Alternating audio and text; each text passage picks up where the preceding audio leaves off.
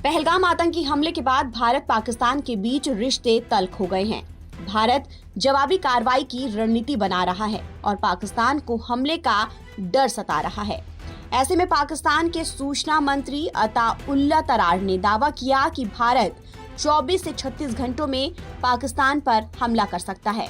अब इस बीच खबर सामने आ रही है कि भारत की सैन्य तैयारी से घबराए पाकिस्तान ने अपनी खुफिया एजेंसी ISI के चीफ लेफ्टिनेंट जनरल मोहम्मद असीम मलिक को राष्ट्रीय सुरक्षा सलाहकार के अतिरिक्त प्रभार की बड़ी जिम्मेदारी सौंप दी है।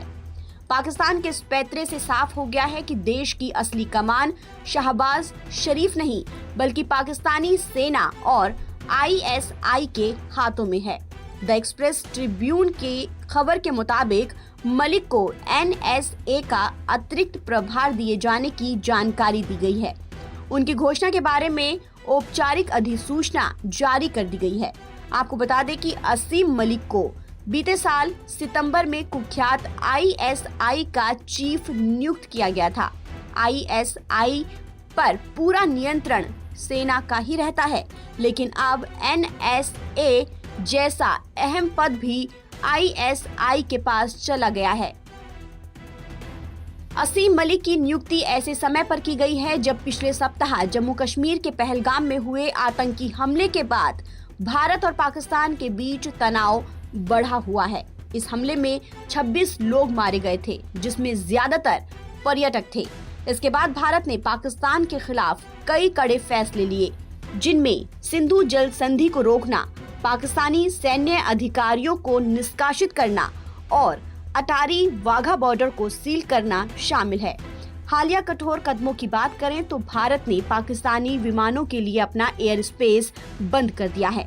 साथ ही पाकिस्तान के कई जाने माने कलाकारों के सोशल मीडिया अकाउंट और चैनलों को भी निलंबित कर दिया है। पाकिस्तान के कलाकार हानिया आमिर, माहिरा खान और अली जफर भारत में भी काफी ज्यादा फेमस हैं और अब सरकार ने इनके सोशल मीडिया अकाउंट और चैनलों को भारत में निलंबित कर दिया है। पहलगाम आतंकी हमले को लेकर भारत का रुख बेहद सख्त है। इसी सिलसिले में बीते दिन एक अहम बैठक में PM मोदी ने सेना को एक्शन लेने की पूरी आजादी दे दी है। भारत की ओर से लिए जा रहे कड़े फैसलों से बौखलाया पाकिस्तान लगातार सीज फायर का उल्लंघन कर रहा है। गुरुवार को भी जम्मू कश्मीर के अखनूर सेक्टर में LOC पर पाकिस्तान की ओर से बिना किसी उकसावे के छोटे हथियारों से गोलीबारी की गई। लेफ्टिनेंट जनरल असीम मलिक को NSA की जिम्मेदारी सौंपकर आर्मी चीफ आसिम मुनीर ने इमरान और पूरी दुनिया को बता दिया है कि पाकिस्तान की सत्ता पर सिर्फ सेना का ही राज है और सियासी नेता तो सिर्फ एक मोहरा भर हैं। जम्मू कश्मीर के पहलगाम में 26 मासूम पर्यटकों की मौत के बाद भारत और पाकिस्तान के बीच युद्ध जैसे हालात बन गए हैं। देश के प्रधानमंत्री नरेंद्र मोदी ने आतंकी हमले के दोषियों को मिट्टी में मिलाने की कसम खाई है, जिसके बाद से पाकिस्तान के खिलाफ भारत ने कई बड़े कदम उठाए हैं। इसमें सिंधु जल संधि को स्थगित करने, अटारी बॉर्डर बंद करने, देश से पाकिस्तानी नागरिकों को निकालने जैसे कदम उठाए गए हैं। इसके साथ ही सरकार एक और बड़ा कदम उठाने जा रही है।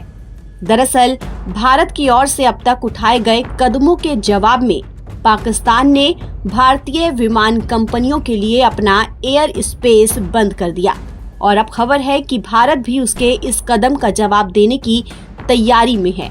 भारत अब पाकिस्तान के विमानों के लिए अपना एयर स्पेस बंद करने की संभावना पर विचार कर रहा है। ये पहली बार नहीं होगा जब भारत पाकिस्तान के लिए अपना एयर स्पेस बंद करेगा। इससे पहले साल 1971 के युद्ध में भारत ने पाकिस्तानी विमानों के लिए अपना एयर स्पेस बंद कर दिया था।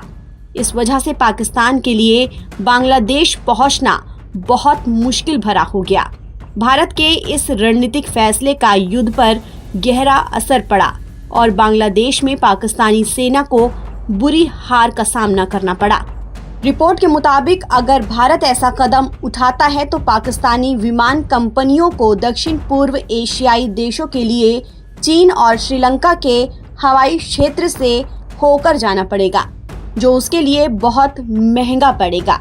इसके साथ ही भारत हिंद महासागर, बंगाल की खाड़ी और अरब सागर में अपने बंदरगाहों पर पाकिस्तानी जहाजों के डेरा लगाने पर रोक लगाने पर भी विचार कर रहा है।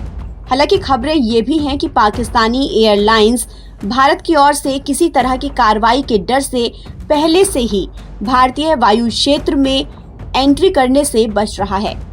इकोनॉमिक्स टाइम की रिपोर्ट के मुताबिक पाकिस्तान की सरकारी एयरलाइंस पाकिस्तान इंटरनेशनल एयरलाइंस यानी PIA भारतीय एयर स्पेस का इस्तेमाल कर मलेशिया के कुआलालंपुर, सिंगापुर और थाईलैंड जैसे डेस्टिनेशन के लिए उड़ान संचालित करती है। इस बैन के बाद इस एयरलाइंस को अब लंबी दूरी तय करनी पड़ेगी। ऐसे में भारत की ओर से उठाए जा रहे इन कदमों से पाकिस्तान को भारी नुकसान होने की संभावना है। पहले ही उसकी अर्थव्यवस्था बुरे दौर से गुजर रही है। वो कर्ज के पैसे से अपना दैनिक खर्चा चला रहा है। उसकी सरकारी एयरलाइंस की आर्थिक सेहत भी बहुत बुरी है और अब सरकार अगर पाकिस्तान के विमान को नो फ्लाई जोन में डाल देती है तो पाकिस्तान के लिए मुश्किलें और बढ़ जाएंगी। कश्मीर के पहलगाम में बीते महीने हुए आतंकवादी हमले के बाद भारत और पाकिस्तान के बीच युद्ध जैसे हालात हैं। भारत की ओर से कहा जा रहा है कि भारत उनकी जमीन पर हमला कर सकता है। पाकिस्तान की ओर से युद्ध बढ़ने पर परमाणु हथियारों के इस्तेमाल की भी धमकी दी जा चुकी है। पाकिस्तान के एक मंत्री ने सार्वजनिक तौर पर कह दिया है कि हमने परमाणु बम आतिशबाजी के लिए नहीं रखे हैं, ये भारत पर हमले के लिए हैं। ऐसे में इस वक्त दुनिया की नजर इस बात पर टिकी है कि क्या दोनों पड़ोसियों के बीच बड़ा सैन्य संघर्ष हो सकता है।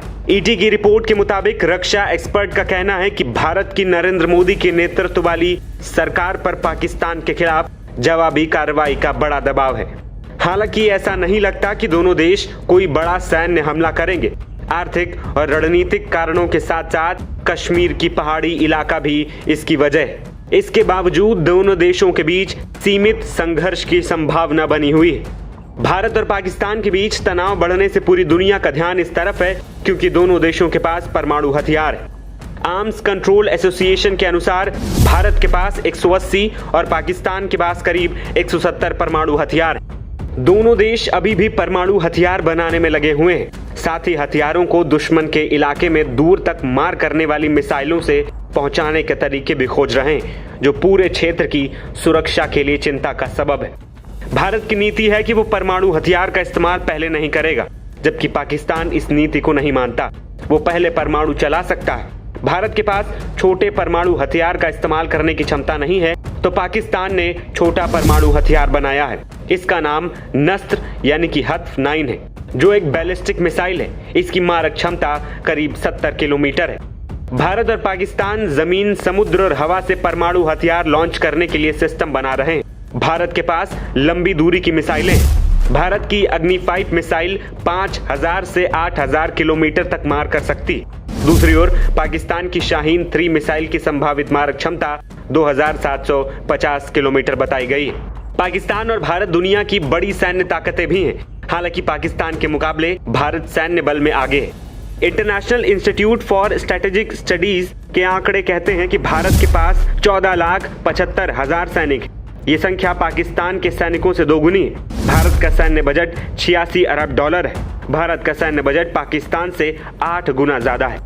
भारत और पाकिस्तान दोनों ही हथियारों के लिए विदेशों पर निर्भर रहे। भारत अपने ज्यादातर हथियार रूस से खरीदता रहा है, लेकिन हाल के सालों में अमेरिका, फ्रांस और दूसरे देशों से भी उसने हथियार खरीदना शुरू कर दिया है। दूसरी ओर पाकिस्तान को लंबे समय तक अमेरिका से हथियार मिलते रहे। पाकिस्तान ने हालिया समय में चीन और तुर्की से भी हथियार खरीद बढ़ाई है। बड़ी सैन्य शक्ति के बावजूद भारत और पाकिस्तान के पास कश्मीर की मुश्किल भौगोलिक स्थिति के चलते सीमित विकल्प है। भारत की मुश्किल ये है कि उसकी सेना का बड़ा हिस्सा चीन के साथ सीमा पर व्यस्त है। चीन के साथ भी भारत का पुराना बॉर्डर विवाद है। दूसरी ओर पाकिस्तान भी अफगानिस्तान के साथ अपनी सीमा पर व्यस्त है। ऐसे में दोनों ही देश संघर्ष से बचने का रास्ता चुन सकते हैं।